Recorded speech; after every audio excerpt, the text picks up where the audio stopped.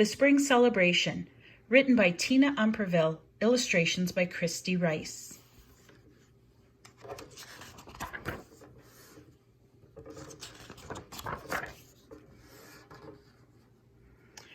Iskatu woke up on Sunday excited. She hoped that this was the day her people would celebrate the beginning of spring. Iskatu was a small, scrawny, red-headed girl. Her name was given to her because of her bright, fiery red hair. Iskatu means little fire in the Cree language.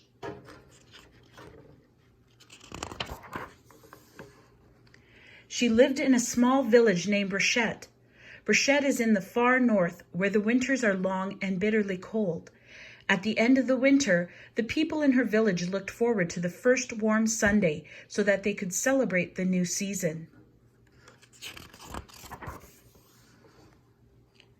Iskatu pressed her nose against the cold glass on the window in her cabin.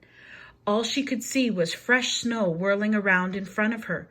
Iskatu was disappointed as she went back to her bed. She would have to wait another week for the spring celebration. No one in the village knew exactly when the celebration would be. That was just the way things were done. The people waited patiently for the weather to decide if it was warm enough to begin spring. Each Sunday after church, Iskatu and her family met with the others and discussed if this was to be the day of the celebration. Iskatu knew that it was not long before spring because there were already signs. Some of the snow had melted during warmer days. The ice began to crackle when you walked on it, and some of the birds that had flown away for the winter were returning to their northern home.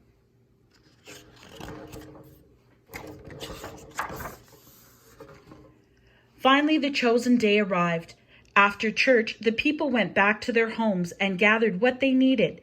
Iskatu's family packed tea, a tea pail, fish, flour for bannock, and a canvas to sit on.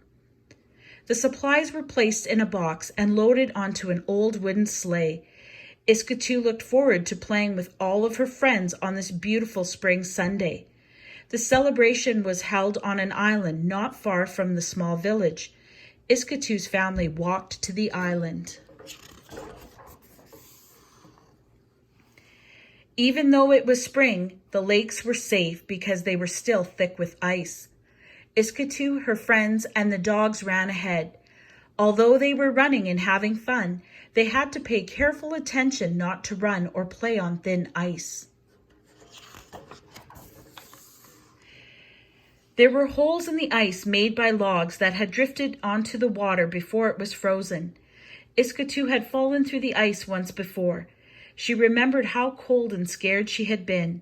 She would not make that mistake again. Once the children reached the island, they gathered wood to make cooking fires. It was up to the children to decide where their families would cook the meals. Iskatu looked for an open spot where she could see everyone around her.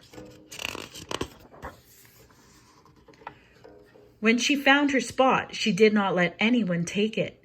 Some of the boys tried to wrestle her to the ground so they could take her spot. Iskatu was skinny, but she was strong and very stubborn.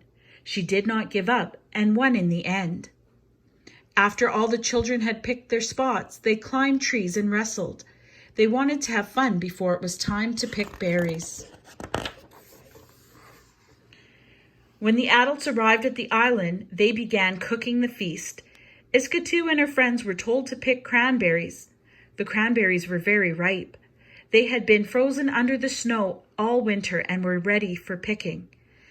Iskatu's knees turned red from kneeling on the ground as she picked the cranberries. She loved to squish the berries because they would squirt red juice. Some of the juice squirted on her shirt like red flecks of paint. Iskatu thought this was fun. After enough berries were picked, she took them to her mother. The berries were then cooked over the fire and became a delicious dessert. With the smell of bannock and cranberries, Iskatu could hardly wait to eat. After tasting her own food, she and her friends ran from fire to fire, sampling all the cooking. There were all kinds of different foods at the feast. Some families had caribou meat, others brought moose meat or fish. There were many different types of fish: trout, pickerel, whitefish, and smoked sucker. When everyone was full, they sat around the fires drinking tea and telling stories. At dusk, everything was packed into wooden sleighs and sacks. The people of the village once again crossed the ice and returned to their homes. With warm weather, the ice would eventually break up, and there would be a lot of things Iskatu could not do on the lake until it was completely thawed. The planes carrying mail and supplies could not land on the ice.